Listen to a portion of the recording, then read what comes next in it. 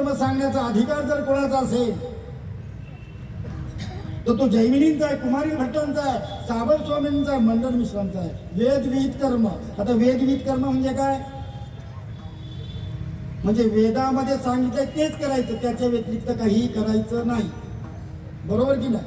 परंतु हे कुणासाठी आहे? एका ठिकाणी मावळी म्हणतात वेदे बहुत बोलिले. तुमचं हित कशात आहे? तुमचं हित वचनामध्ये आहे. एखाद्या विनोदाला टाळी वाजवण्यापेक्षा विठ्ठल विठ्ठल म्हणताना टाळी वाजवा. हातातील दोष नाही. शेवटी हातांची देवता कोण आहे? इंद्र. हातानेही पाप होतात. भजनामध्ये जर टाळी वाजवली तर हाताने जे केलेले आहे पाप ते निघून जातं. ही योग साधना आहे.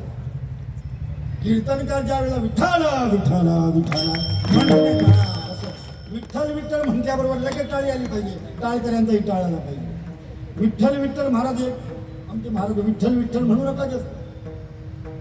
लोकांना वाटतं अभ्यास कमी आहे.